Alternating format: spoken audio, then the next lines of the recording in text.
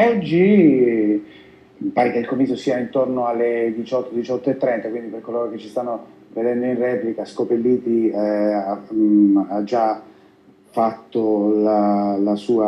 ha fatto le sue dichiarazioni e ci sarà il comizio a Reggio Calabria. Lei ha detto che è uno scandalo che il ministro dell'Interno, invece di schierarsi a fianco dei propri prefetti che denunciano ancora oggi infiltrazioni all'interno del comune di Reggio, preferisce schierarsi col suo amico governatore per lasciargli carta bianca. Cosa intende?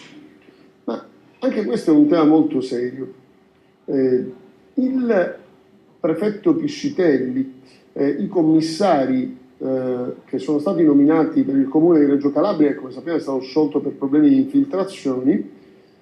hanno evidenziato nella loro relazione che è necessario prorogare il periodo di commissariamento per altri 6 mesi perché ritengono che ancora ci sia rischio di infiltrazioni. Cioè non l'hanno detto dei passanti, hanno detto dei prefetti che sono stati nominati dal Ministero, quindi non sono stati nominati da qualcuno sul territorio, ma dal Ministero per verificare una situazione. Bene, se come pare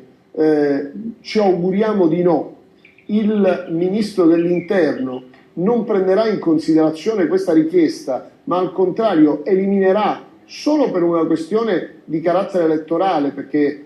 come sappiamo il governatore della Calabria si è schierato col nuovo partito del Ministro dell'Interno, quindi per mere questioni di figliolanza politica alla fine preferisca far finta che non ci sono più infiltrazioni a Reggio Calabria. Credo che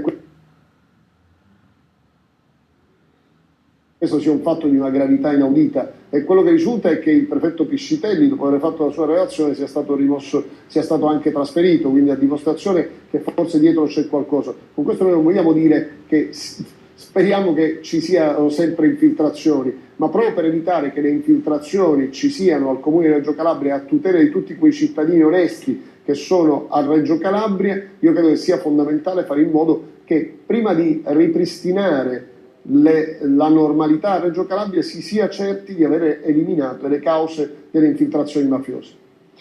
Allora, difatti voglio ricordare che Scopelliti oggi è a Reggio Calabria, terrà un comizio, poi vi renderemo conto attraverso i nostri telegiornali.